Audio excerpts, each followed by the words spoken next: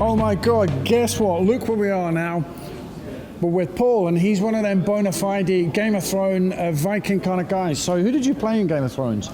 Just me. Just you? Of course you did. Right. Wait till you find out the story and the back pictures on this. Tell me about this beautiful, beautiful bike.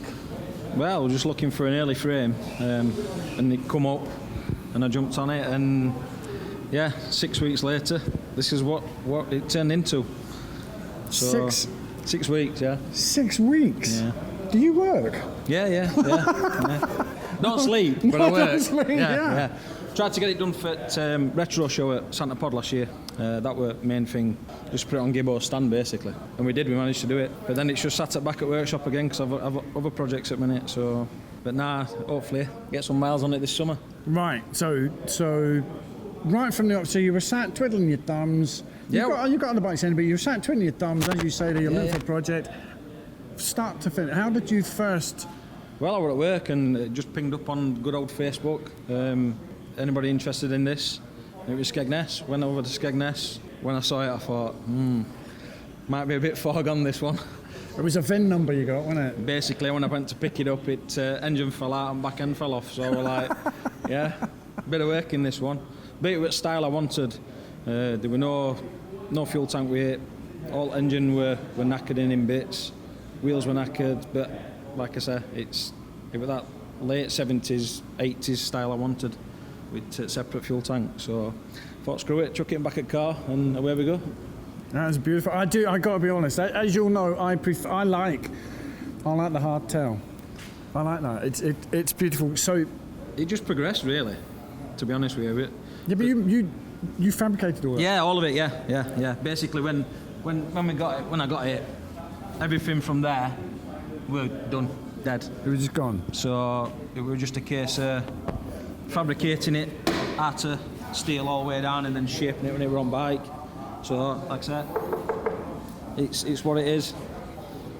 But there's a few hours gone into it, Paul. Yeah, just a few. And then like swing arm and pipe and engine, it just all sort of come together.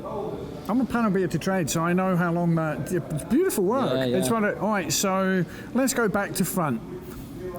What have you done? What have you put on? The lights, I love the detail you've got. Just exactly that. It's just there, isn't it? Yeah, they were just little tweaks, and I'm one of them. Is you can't do that. Yeah, I can. Yeah. You watch me.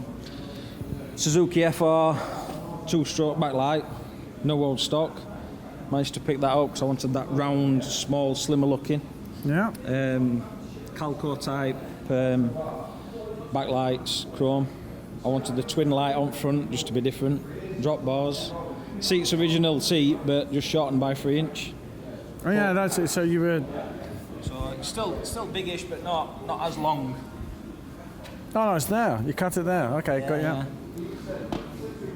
That's nice, but it sort of makes the bike just all sits in just glance like and it rides really well. To be honest with you, I thought, it's going to kill me back, but no, it's all right. Had a fashion round paddock at Santa Pod last year on it, a few of us. So yeah, we're all right. We're good. Does it hit? So does it hit? What's the top end on it? To be honest with you, I've not had it flat out because I just hadn't. But Tony, the lad with the Chally, he had the same engine, the 88 Auto. So that's what it's an 88? 88 4-speed, yeah. And so with a 4-speed and an 88, that delivers what, a more even power? It's not about top end. No, I only built it to be a cruiser, you know what I mean? You don't want to be flying about on these things with drum brakes, do you, Paul? You know what I mean? You definitely don't. So it would just... I know we got about 50 mile an hour out it just flying about down at Santa Pod, but... That's really sweet, though. But to be honest with you, it probably hit 60, no problem, and it probably cruise at that. It's smooth as well. That is nice. So tell me the specs, swing arms, just take it. Tell us what basically you've got, it's... I do a lot with Darren at Mini Bike Craze in South Yorkshire, and Kept Speed products, can't beat them. So we've got the retro pipe, Kept Speed, the Plus 8 retro Mark 1 Kept Speed swing arm, Kept Speed shocks, and that were about it. And then front end wise, unfortunately at the time when I was building it, the Springer front ends weren't available for Cubs, Okay. so I made that myself. What's with the carb? Standard 19mm carb with just a red breather on, basically. That were it. Just something to make it look a bit different. Stuck out at side. I love the way you've tucked that in there. Yeah, well, I wanted to try and keep original speedo on it that came with bike. And I like the look of it. It's that retro look again. So, but I didn't want it sticking out at front at bike on handlebars. Obviously, there's not much room on there for that. That's why it's not got mirrors on, because I didn't want everything sort of sticking out. I wanted it sort of nicely tucked in. And are you like me? I really like, it's the iconic identifier. It's not a plaggy if it's not got a plaggy on it. You heard that. You heard that. That's it. Yeah. That for me. So it's the right model. Yeah. I just can. That's why I went. Yeah. Oh, I like this an awful lot. So what have you done top end? That. What did you take off? You didn't cut anything. You just. No, basically it were original Honda forks, and then just messed about with front end just to try and see how we could make it work, make it a bit lower, stiffer. So took shocks out, usual, out at fork legs, and then I just had a play about with some tube, and basically built that little. Oh, so you fabbed that as well? Fab front swing on it, yeah, and basically just used all exact same mountings what Honda use. Yeah, okay. Just basically put them into a top plate there. Kept speed handlebar plate, and then normal monkey bars. Again, chopped them down to the right size, sleeved them and welded them up, and yeah, that's It's quite weird because any time I see bikes with it, whatever the bike is, and they've got that little tie, I kind of screw my face up and think, I don't know that I really like them, but actually it's wonderfully balanced. And I've sat in it and you hold it and you think, no, that's really sweet. It's quite comfortable to ride, to be honest with you. We're anticipating changing them and having some bigger bars, but no, it's nice where it is. Might not say that after 500 mile on it, but you never know, do you? I fart on any bike. Exactly. In a car. Yeah, but you find now that in Japan and you look at everything on YouTube, the way it's going is that they're tucking everything in.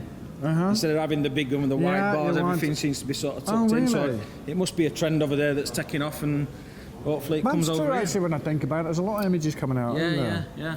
That's right. So I like when I looked at that before. That's just when I was building it up, this was the first one I bought, and that was going on, and then got the retro style chrome one, and then I thought I'm gonna have two on. So I did that, and it works well. It's pretty bright, you know what I mean? Yeah, because that's a big complaint all the time, isn't it? Yeah. I don't know where was it, Lucas Prince of Darkness or something, whatever it was on there. But that's really good. But the other thing is some people put like a LED bar. Yeah, LED, and I get with it. They're after the illumination, but the look. I run a monkey bike with better lighting on it, 12 volt better lighting, and that's LED. But that's on a monkey. It was just that retro. I wanted that. When you rev it, it dims. You know what I mean? And when you rev it, it comes up. But it's the shape and the look of them that I really like, and that's what I'm saying. It's a nice. You've doubled that up, and you're getting what you want. Yeah, and it's a really sweet look. Same at wheels again. They're kept speed again, and they're not standard. They're a 185 on back and a 160 on front. Yeah, there's not a lot of. Yeah. Oh no, it's tucked and tight. Yeah. It's really weird because there's not a lot of spring on there. It doesn't work. There's some play in it. Like I say, it's comfortable. There's enough give on it, which makes it rideable. Not much, but enough. Enough. But I'll be honest with you, Paul. There's been a few times where I've nearly come off it in the short space I have rode it, because you can't get it right over because everything's tucked so low. Exhaust sits under the brake arm. But yeah. And you've got a proper rake on how work. Yeah. You lean that down and you go, please, if I walk away, don't fall over. Yeah, it's going to be steady into corners, I can tell you that. But that's what it's about.